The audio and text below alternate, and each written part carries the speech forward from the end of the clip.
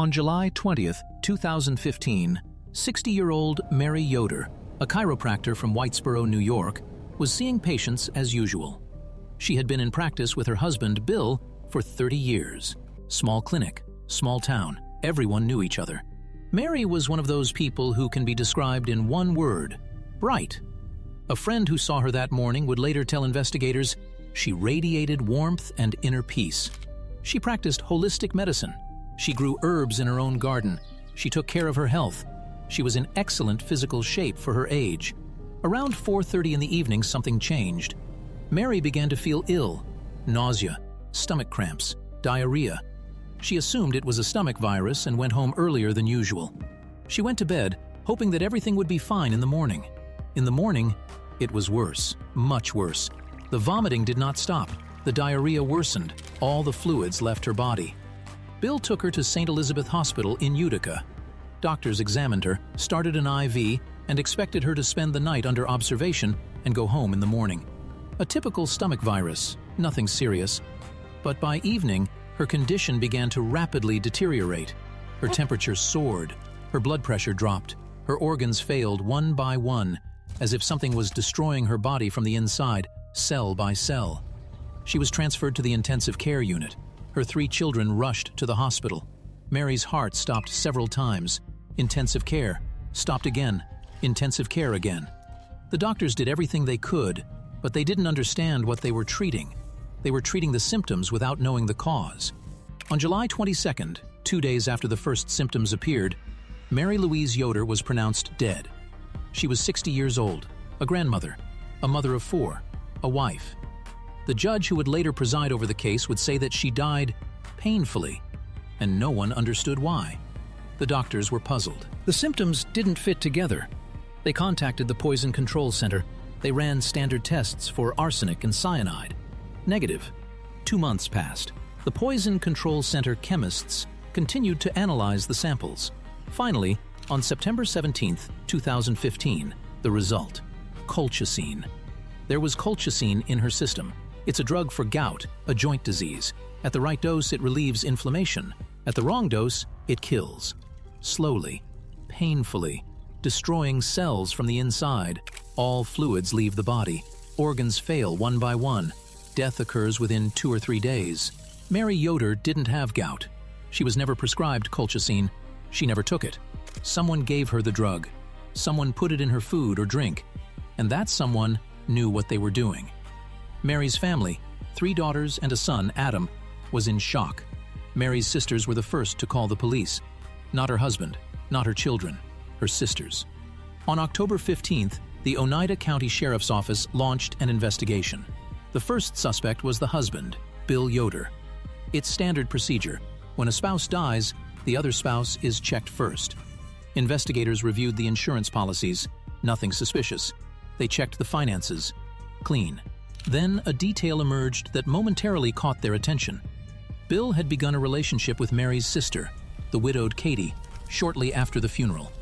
Investigators looked into this and concluded that the relationship began after Mary's death, not before.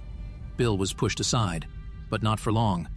On November 23, 2015, something happened that turned the entire investigation upside down. The Onondaga County Medical Examiner's Office received an anonymous letter.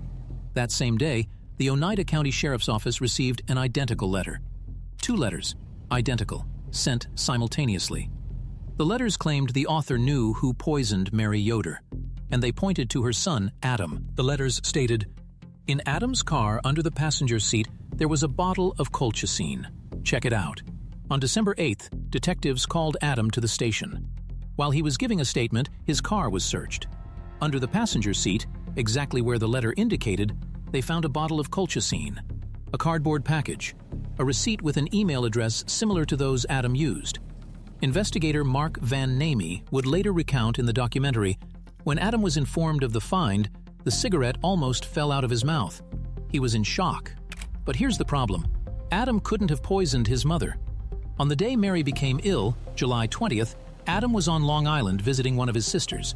He had arrived 5 days earlier. He was there when his father called and said his mother was in the hospital. His alibi was confirmed.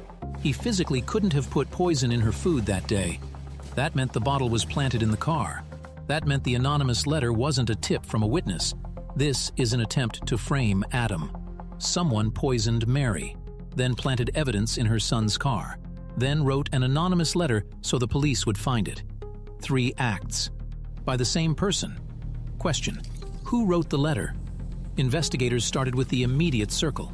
The husband had been investigated. The son was the victim of a setup. That left a small circle of people close enough to the family and the clinic to have access and motive.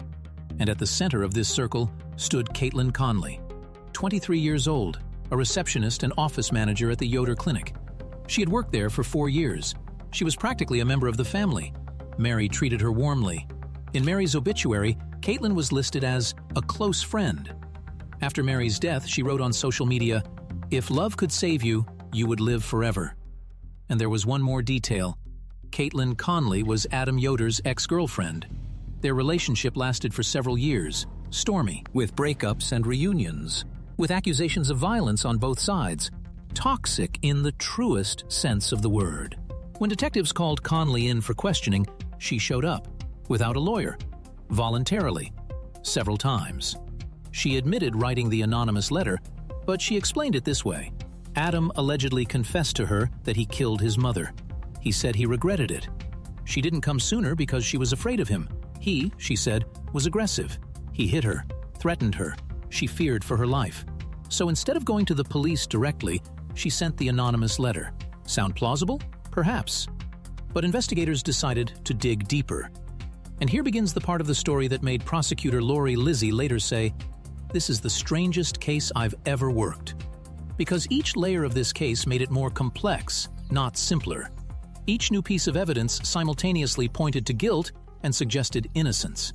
Each twist in the investigation opened a new question instead of an answer. Investigators obtained a search warrant for Conley's phone. Search queries were found on the phone. Poison, colchicine, the deadliest poisons, thallium, arsenic, cyanide. Why thallium is the poison of choice? Dozens of queries, over the course of months, until Mary's death. Then investigators found another layer, a prepaid debit card, the very same one used to pay for the colchicine online. Conley had purchased the card. The email address used to order the colchicine, mradamyoder1990, was created on Conley's computer and accessed from her phone. This address had been used only once to order the poison. The package containing the colchicine arrived at the Yoder Clinic. The person who signed for it was Kaitlyn Conley. Conley's DNA was found on the cardboard packaging of the colchicine bottle, the very same one found in Adam's car. Investigators examined the ribbon of the electric typewriter at Conley's workstation at the clinic. They found traces of an anonymous letter on the ribbon. She had typed it at work, on a typewriter that stood just a few meters from the dead Mary's office. And one more detail that sends shivers down your spine. A few months before Mary's death, Adam Yoder was also admitted to intensive care. He had symptoms similar to his mother's: vomiting, cramps, diarrhea. This happened after Conley gave him a memory supplement called Alpha Brain. Adam took 3 capsules and ended up in the hospital. Analysis of the remaining 28 capsules in the bottle revealed no colchicine. But 2 capsules were missing. The prosecution believed Conley poisoned the ones he took. The defense argued that Adam poisoned himself with colchicine, which he bought to grow marijuana, and was trying to shift the blame to his ex-girlfriend. On June 13, 2016, Kaitlyn Conley was arrested and charged with second-degree murder, forgery, falsifying business records, and 2 counts of embezzlement. She was 23 years old. The first trial began in April 2017. Prosecutor Lori Lizzie built the case around one key fact. On the day Mary was poisoned, Conley was the only person other than Mary herself at the clinic. According to the prosecution, the scene went like this. Conley ordered colchicine powder online several months in advance. She created an email address in Adam's name. She paid with a prepaid card purchased with her own money. She picked up the package at the clinic, signing for it as the office manager. On July 20th, the day of the poisoning, Mary went out for lunch to run errands. Conley remained at the clinic alone. She knew Mary's routine. She knew that Mary made herself a protein shake every day for lunch, almond milk and protein powder. While Mary was out, Conley, according to the prosecution, got out the colchicine powder she had purchased earlier and sprinkled it into the protein powder or almond milk. Mary returned. She made the shake. She drank. By 4:30, she was ill. 2 days later, she was dead. Prosecutor Lisi said at the trial, "Kaitlyn Conley wanted Adam Yoder back, and I allege that she poisoned Adam's mother, her boss, in the hopes of getting Adam back." And it worked, according to the prosecution, for a short time. After Mary's death, they got back together. Grief brought them closer, just as Conley had hoped. But then they broke up again. And then Conley, already consumed by a thirst for revenge, wrote an anonymous letter framing Adam. The defense at the first trial pointed to Mary's husband, Bill, his relationship with his wife's sister, his free access to the clinic on his days off. The defense argued that Bill had motive and opportunity. The jury deliberated for 5 days. They were unable to reach a unanimous verdict. The judge declared a mistrial. A mistrial. The first trial ended in a stalemate. A turning point occurred before the second trial. Adam remembered that Conley had once connected her phone to his laptop. Investigators checked.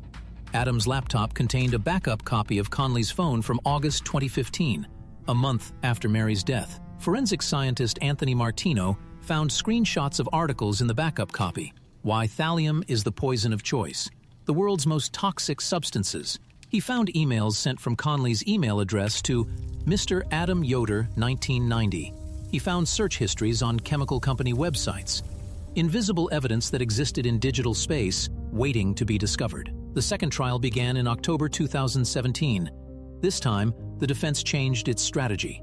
Instead of pointing to her husband Bill, they pointed to her son, Adam. They claimed Adam had purchased colchicine himself to grow marijuana and poisoned his mother. The prosecution countered. Adam was on Long Island and physically couldn't have been at the clinic on the day of the poisoning. On November 6, 2017, the jury returned a verdict. Not guilty of second-degree murder, guilty of first-degree manslaughter. A bizarre result.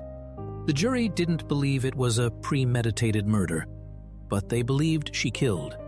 The sentence was 23 years in prison. Adam took the stand. His words have become part of every report on the case. "I hate the defendant with every bone in my body and every drop of blood in my veins. I hate Kaitlyn Conley, but I hate myself infinitely more." He blamed himself for introducing her to the family, for getting her a job with his mother, for letting her into their lives. The story could have ended here. 23 years, prison. Justice prevailed. But no, because in January 2025, the New York Court of Appeals overturned the conviction. The reason? Key evidence, data from Conley's phone, was obtained through a flawed search warrant. The defense failed to file a timely objection to the admissibility of this evidence at trial. The appellate court ruled that this was an error on the part of the defense, but serious enough to overturn the entire conviction. Kaitlyn Conley was released from prison after 7 years. The Oneida County District Attorney's Office is preparing a third trial.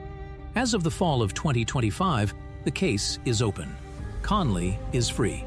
That's what makes this case so impossibly strange. Every player in this story simultaneously appears guilty and innocent. Conley, all the digital evidence points to her. The search queries, the prepaid card, the DNA on the bottle, the email. But she showed up for questioning without a lawyer, voluntarily, several times. She called Mary her friend. She wrote a letter framing Adam, but the defense claims he actually confessed to her. Adam, the bottle in his car, the email address in his name. But he had an alibi, and the police believed he was being set up. Bill began a relationship with his wife's sister shortly after the funeral, had a key to the clinic, could have come any day. At the first trial, the defense pointed to him as the killer. At the second, they switched to Adam. So the defense itself wasn't sure who to blame. 2 of the 3 suspects, Bill and Adam, were granted immunity for testifying before the grand jury. Before the Yoder home's computers were analyzed, this means that of the 3 possible suspects, 2 were legally cleared before the investigation was even concluded. Prosecutor Lori Lizzie called this case the strangest of her career.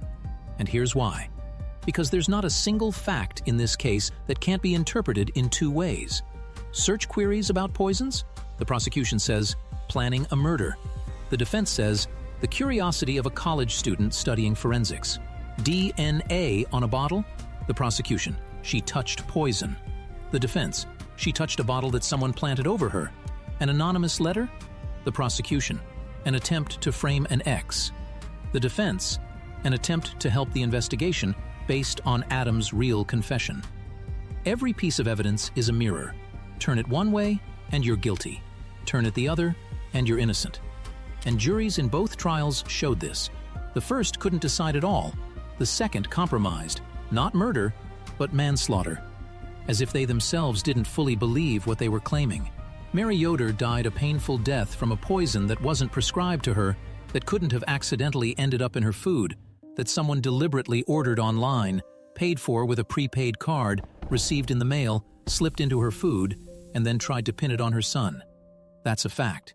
Everything else is a matter of interpretation, and that's why this case persists.